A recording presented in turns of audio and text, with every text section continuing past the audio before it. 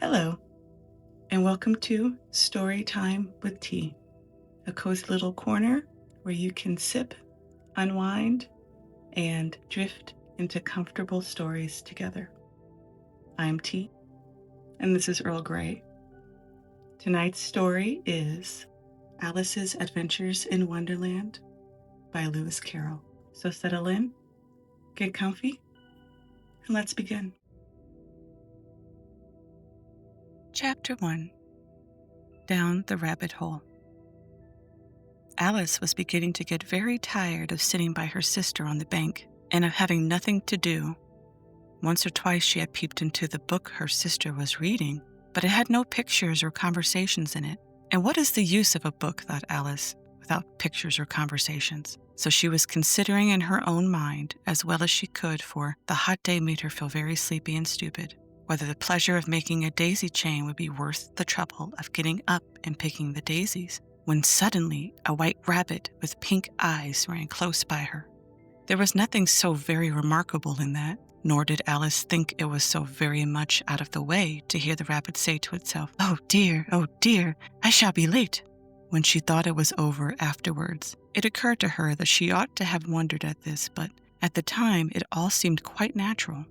But when the rabbit actually took a watch out of its waistcoat pocket and looked at it, and then hurried on, Alice started to her feet, for it flashed across her mind that she had never before seen a rabbit with either a waistcoat pocket or a watch to take out of it, and burning with curiosity, she ran across the field after it, and fortunately was just in time to see it pop down a large rabbit hole under the hedge. In another moment down went Alice after it, never once considering how in the world she would get out again. The rabbit hole went straight on like a tunnel for some way, and then dipped suddenly down, so suddenly that Alice had not a moment to think about stopping herself before she found herself falling down a very deep well.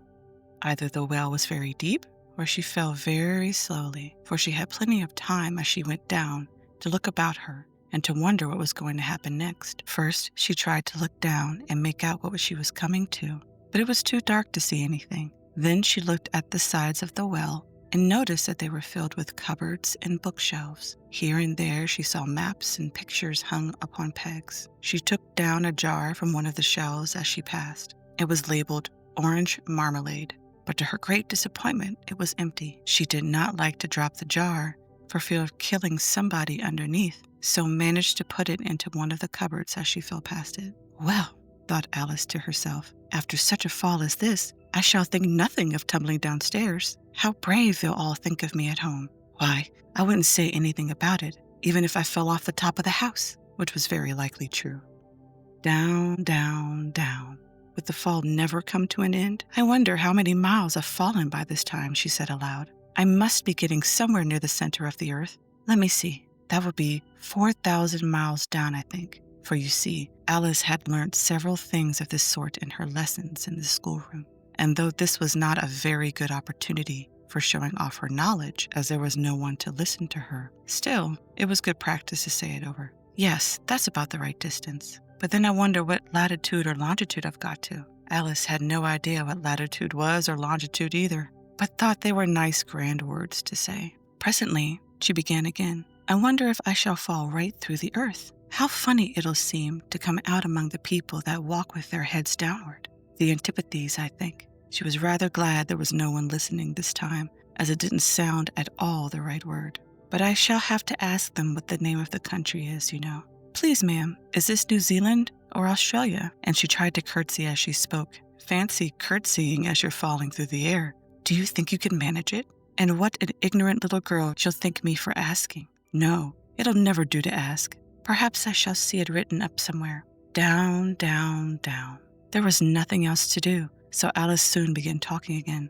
Dinah'll miss me very much tonight, I should think. Dinah was the cat. I hope they'll remember her saucer of milk at tea time. Dinah, my dear, I wish you were down here with me. There are no mice in the air, I'm afraid, but you might catch a bat, and that's very like a mouse, you know.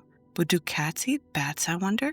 And here Alice began to get rather sleepy and went on saying to herself in a dreamy sort of way, do cats eat bats? Do cats eat bats? And sometimes, do bats eat cats? For you see, She couldn't answer either question.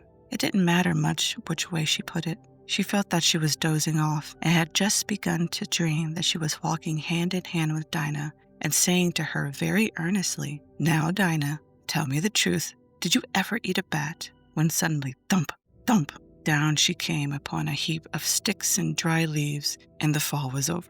Alice was not a bit hurt, and she jumped up onto her feet in a moment. She looked up, but it was all dark overhead. Before her was another long passage, and the White Rabbit was still in sight, hurrying down it. There was not a moment to be lost. Away went Alice like the wind, and was just in time to hear it say as it turned the corner, "Oh, my ears and whiskers! How late it's getting!" She was close behind it when she turned the corner, but the rabbit was no longer to be seen. She found herself in a long, low hall, which was lit up by a row of lamps hanging from the roof. There were doors all around the hall, but they were all locked. And when Alice had been all the way down one side and up the other, trying every door, she walked sadly down the middle, wondering how she will ever get out again. Suddenly, she came upon a little three-legged table, all made of solid glass. There was nothing on it except a tiny golden key, and Alice's first thought was that it might belong to one of the doors of the hall.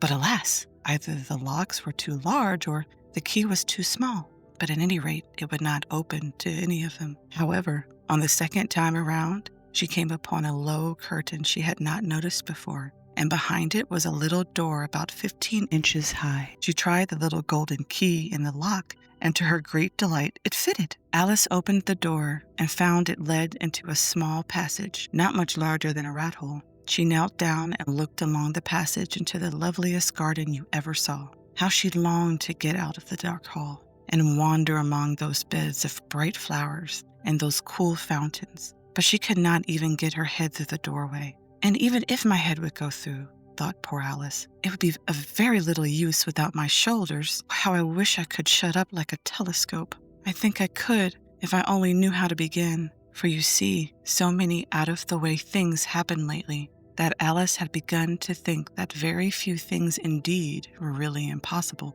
There seemed to be no use in waiting by the little door, so she went back to the table, half hoping she might find another key on it, or at any rate, a book of rules for shutting people up like telescopes. This time she found a little bottle on it, which certainly wasn't here before, said Alice, and round the neck of the bottle was a paper label with the words, "Drink me," beautifully printed on it in large letters. It was all very well to say, "Drink me," but the wise little Alice was not going to do that in a hurry. "No, I'll look first," she said, "and see whether it's marked poison or not," for she had read several nice little histories about children who had got burnt and eaten up by wild beasts and other unpleasant things, all because they would not remember the simple rules their friends had taught them, such as that a hot red poker would burn you if you hold it too long, and that if you cut your finger very deeply with a knife, it usually bleeds. And she had not forgotten that if you drink much from a bottle marked poison, it is almost certain to disagree with you sooner or later. However, this bottle was not marked poison, so Alice ventured to taste it.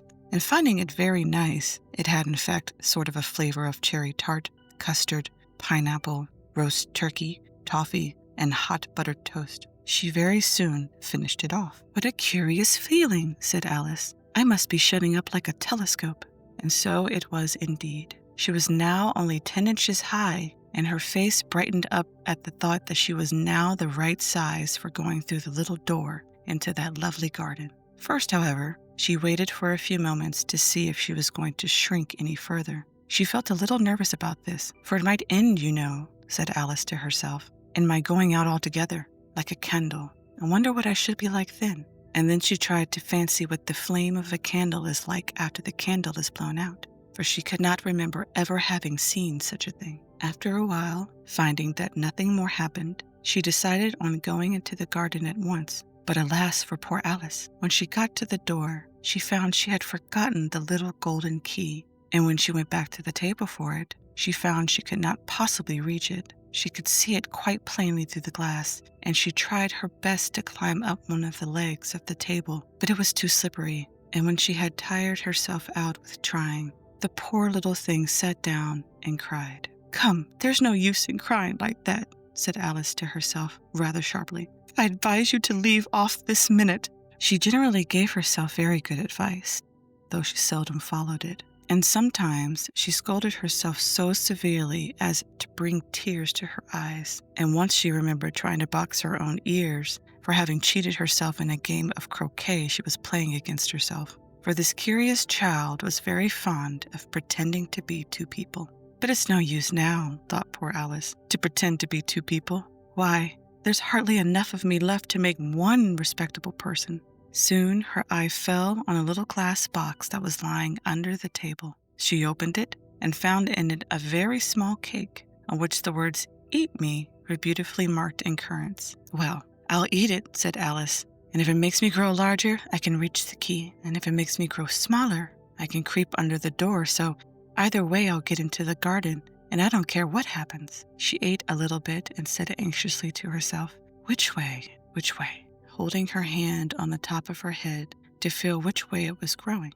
And she was quite surprised to find that she remained the same size. To be sure, this gradually happens when one eats cake, but Alice had gotten so much into the way of expecting nothing but out-of-the-way things to happen that it seemed quite dull and stupid for her to go on in the common way. So she set to work and very soon finished off the cake.